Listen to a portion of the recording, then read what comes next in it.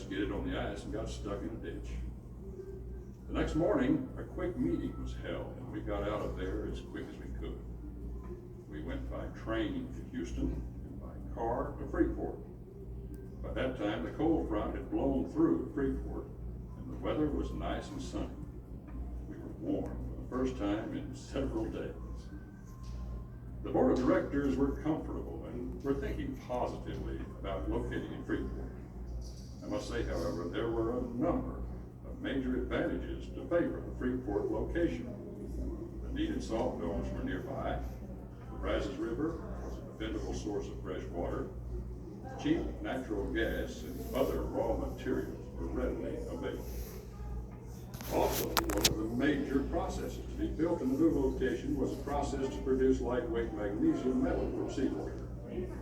After magnesium was extracted from the seawater, it was critical that the used or spent seawater be discharged back to the sea a long distance away from the freshwater intake.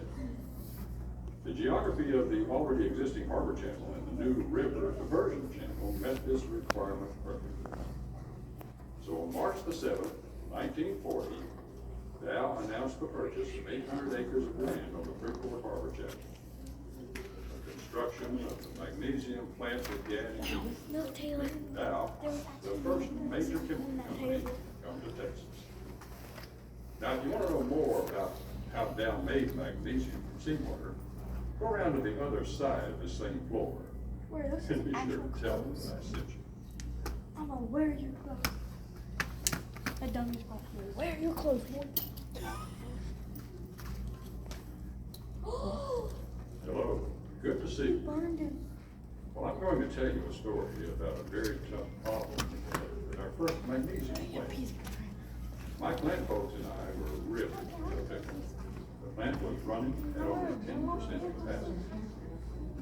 We were under a lot of pressure to produce magnesium at design capacity. The British were already at war, and it appeared that we were on the brink of war. Magnesium is a light but strong metal. The Germans were using up to 2,000 pounds of magnesium per plane. That allowed them to reduce the weight of the plane and carry more bombs. The British and the Americans wanted to match this advantage. At the wartime peak, Dow supplied magnesium at the rate of over 100 million pounds per year.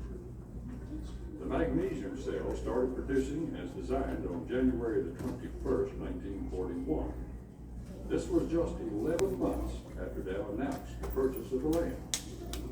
At first, all went well, and we were patting ourselves on the back. After this. However, day